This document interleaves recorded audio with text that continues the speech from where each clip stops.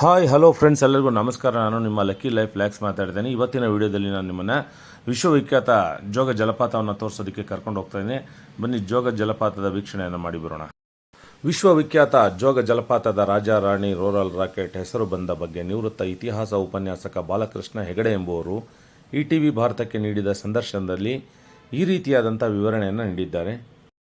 ಮಾನವನಾಗಿ ಹುಟ್ಟಿದ ಮೇಲೆ ಏನೇನು ಕಂಡಿ, ಸಾಯೋ ತನಕ ಸಂಸಾರದೊಳಗೆ ಗಂಡ ಗುಂಡಿ, ಹೇರಿಕೊಂಡು ಹೋಗೋದಿಲ್ಲ ಸತ್ತಾಗ್ ಬಂಡಿ, ಇರೋದ್ರೊಳಗೆ ಒಮ್ಮೆ ನೋಡು ಜೋಗದ್ ಗುಂಡಿ ಅಂತೇಳ್ಬಿಟ್ಟು ಅಣ್ಣವರು ಹಾಡಿದಾರಲ್ಲ, ಹಾಗೆಯೇ ಡಾಕ್ಟರ್ ರಾಜ್ಕುಮಾರ್ ಅವರ ಹಾಡಿನಿಂದಲೂ ಗಮನ ಸೆಳೆದಿರುವ ವಿಶ್ವವಿಖ್ಯಾತ ಜೋಗ ಜಲಪಾತವನ್ನು ಕಣ್ತುಂಬಿಕೊಳ್ಳುವುದೇ ಚೆಂದ.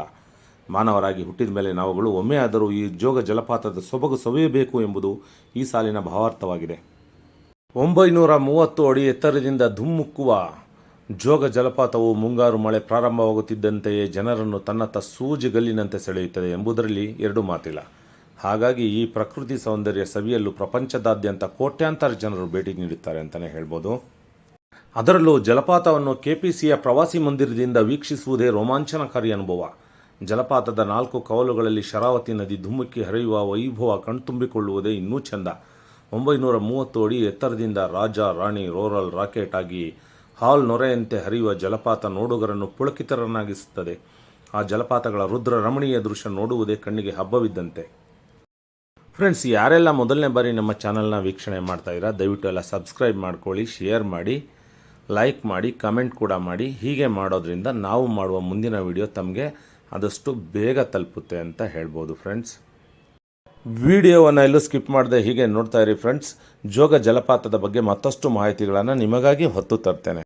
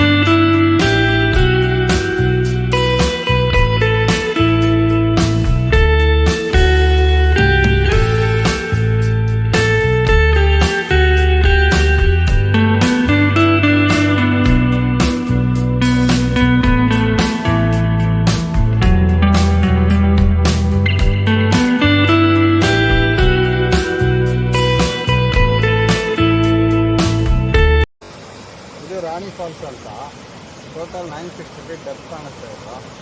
ನಾವು ನಮ್ಮ ಜೊತೆ ಬಂದು ಇದೆಲ್ಲ ನೋಡ್ಬೋದು. ಸೈಟ್ ಸೀನ್ ಅಂತ ನಾವು ಮಾಡ್ತೀವಿ, ಲೋಕಲ್ ಸೈಟ್ ಸೀನ್ ಅಂತ. ಇದು ಅದರಲ್ಲಿ ಫಾಲ್ಸಿನ ಒಂದು ಭಾಗ ರಾಣಿ ಫಾಲ್ಸ್ ಅಂತ. ಅದೇ ನಾವು ಮೇಲ್ಗಡೆ ಅಲ್ಲಿ ಬಿಲ್ಡಿಂಗ್ ಕಾಣಿಸಿದೆ ನೋಡಿ, ಮೇಲ್ಗಡೆ ತೋರಿಸಿದ್ರೆ ಬಿಲ್ಡಿಂಗ್ ಕಾಣುತ್ತಲ್ಲ, ಅಲ್ಲಿ ಹೋದರೆ ನಿಮಗೆ 3 ಫಾಲ್ಸ್ ಕಾಣುತ್ತೆ. ಅಲ್ಲಿ ರೋರೋರ್ ರಾಕೆಟ್ ಕಾಣುತ್ತೆ. ಇದು ಇಲ್ಲಿಂದ ಸಿಂಗಲ್ ಫಾಲ್ಸ್ ಕಾಣುತ್ತೆ, ರಾಣಿ ಫಾಲ್ಸ್ ಅಂತ. ಇದು ಟೋಟಲ್ 960 ಫೀಟ್ ಹೈಟ್ ಬರ್ತದೆ ಫಾಲ್ಸ್ ಹೈಟ್. ನೀವು ಅದೇ ಫ್ರಂಟಿಗೆ ಹೋದರೆ ನಿಮ್ಗೆ 4 ಒಟ್ಟಿಗೆ ಕಾಣುತ್ತೆ. ಏನೋ ಕ್ಯಾಬ್ ಗೀಬ್ ಬೇಕಿದ್ರೆ ಕಾಂಟ್ಯಾಕ್ಟ್ ಮಾಡಿ, ನಂಬರ್ ಇರುತ್ತೆ ಅದರಲ್ಲಿ. ನಮ್ಮದೇ ಲೋಕಲ್ ಪ್ಯಾಕೇಜ್ ಇದೆ, ಅದೆಲ್ಲ ತೋರಿಸ್ತೀವಿ.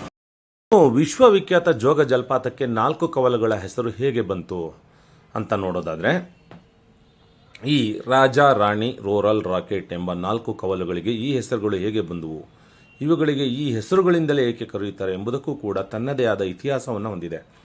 ಶಿವಮೊಗ್ಗ ಹಾಗೂ ಉತ್ತರ ಕನ್ನಡ ಜಿಲ್ಲೆಯ ಗಡಿಭಾಗದಲ್ಲಿ ಶರಾವತಿ ನದಿಯಿಂದ ಉಂಟಾಗುವ ಜಲಪಾತವು 930 ಅಡಿಯಿಂದ 4 ಕವಲುಗಳಾಗಿ ಧುಮ್ಮಿಕ್ಕುವುದು ವಿಶೇಷ. ಈ 4 ಕವಲುಗಳಿಗೆ ಏಕೆ ಇದೇ ಹೆಸರುಗಳಿಂದ ಗುರುತಿಸುತ್ತಾರೆ ಎಂಬುದರ ಬಗ್ಗೆ ನಿವೃತ್ತ ಇತಿಹಾಸ ಉಪನ್ಯಾಸಕ ಬಾಲಕೃಷ್ಣ ಹೆಗಡೆ ಎಂಬುವರು ಈ ರೀತಿಯಾಗಿ ವಿವರಿಸಿದ್ದಾರೆ. ಜೋಗದ ಮೊದಲ ಝರಿ ರಾಜ ಎಂಬ ಹೆಸರಿನ ಕವಲು ಉತ್ತರ ಕನ್ನಡ ಜಿಲ್ಲೆಯ ಸಿದ್ದಾಪುರ ತಾಲೂಕಿನಿಂದ ಧುಮ್ಮಿಕ್ಕುತ್ತದೆ. ಇದು ರಾಜನಷ್ಟೇ ಗಂಭೀರವಾಗಿ ಮೇಲಿನಿಂದ ನೀರು ಬೀಳುವಂತೆ ಗೋಚರವಾಗುತ್ತದೆ. ಹಾಗಾಗಿ ಇದನ್ನು ರಾಜ ಎಂದು ಕರೆದರೆ, ಅದರ ಪಕ್ಕದಲ್ಲಿ ರೋರಲ್ ಎಂಬ ಕವಲು ಕಾಣಿಸುತ್ತದೆ. ಈ ರೋರಲ್ ಕವಲು ಜೋರಾಗಿ ರೌ ರೌ ಎಂಬ ಶಬ್ದ ಮಾಡುತ್ತಾ ಜೋರಾಗಿ ಧುಮ್ಮಿಕ್ಕುತ್ತದೆ. ಇದರ ಪಕ್ಕದಲ್ಲಿ ರಾಕೆಟ್ ಕವಲನ್ನು ಕಾಣುತ್ತೇವೆ. ಇದು ನೆಲದಿಂದ ಆಕಾಶಕ್ಕೆ ರಾಕೆಟ್ ಬಿದ್ದಾಗ ಯಾವ ರೀತಿ ಮೇಲಕ್ಕೆ ಹಾರುತ್ತದೆಯೋ ಹಾಗೆ ಇದು ಮೇಲಿನಿಂದ ಕೆಳಕ್ಕೆ ಧುಮ್ಮುಕ್ಕುತ್ತದೆ. ಇದರ ಪಕ್ಕದಲ್ಲಿ ರಾಣಿ ಫಾಲ್ಸ್ ಅನ್ನು ಕೂಡ ನೋಡಬಹುದಾಗಿದೆ. ಇದು ಅತ್ಯಂತ ಶಾಂತ ಚಿತ್ತದಿಂದ ಶಾಂತವಾಗಿ ಮೇಲಿನಿಂದ ಕೆಳಕ್ಕೆ ಧುಮ್ಮುಕ್ಕುತ್ತದೆ. ವಿಡಿಯೋವನ್ನು ಕೊನೆ ತನಕ ನೋಡಿದ್ದಕ್ಕಾಗಿ ತಮ್ಮೆಲ್ಲರಿಗೂ ಪ್ರೀತಿಯ ಧನ್ಯವಾದಗಳು ಫ್ರೆಂಡ್ಸ್. ಹೀಗೆ ನೋಡ್ತಾ ಇರಿ, ಸಪೋರ್ಟ್ ಮಾಡ್ತಾ ಇರಿ. ಮುಂದಿನ ವಿಡಿಯೋದಲ್ಲಿ ಮತ್ತೆ ಸಿಗ್ತೀನಿ ಅಂತ ಹೇಳಿದ್ರೆ ಲವ್ ಯು ಆಲ್.